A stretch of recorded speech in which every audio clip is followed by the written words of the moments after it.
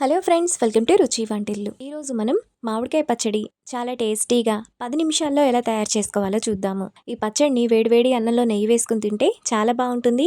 చాలా త్వరగా చేసేసుకోవచ్చు. సో లేట్ చేయకుండా వీడియోలోకి వెళ్ళిపోదాం.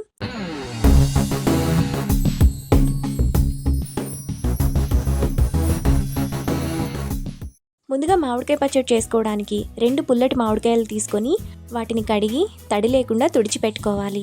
ఇప్పుడు మామిడికాయకు ఉన్న ముచ్చికను తీసేసి మధ్యలోకి కట్ చేసుకోవాలి. మధ్యలో ఉన్న జీడిని తీసేసి మామిడికాయను ఇక్కడ చూపిస్తున్నట్టుగా ఇలా చిన్న చిన్న ముక్కలుగా కట్ చేసుకోవాలి.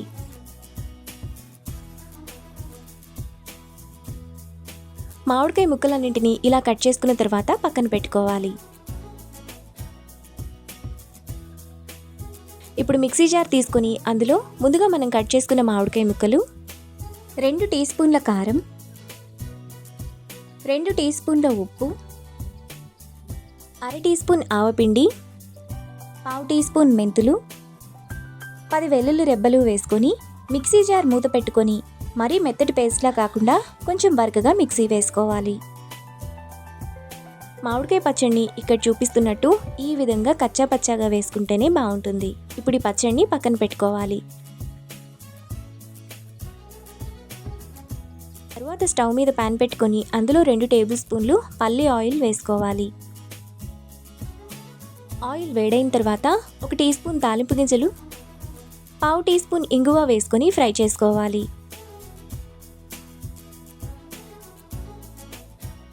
ఆవాలు చిటపట్లాడిన తర్వాత కచ్చాపచ్చాగా దంచిన 8 వెల్లుల్లి రెప్పలు, 2 ఎండుమిరపకాయలు, 1 రెమ్మ కరివేపాకు వేసుకొని ఫ్రై చేసుకోవాలి.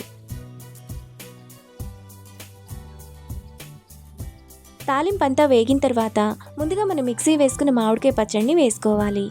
ఇప్పుడు పచ్చడిని తాలింపులో 3-4 నిమిషాల పాటు మీడియం ఫ్లేమ్లో కలుపుకోవాలి.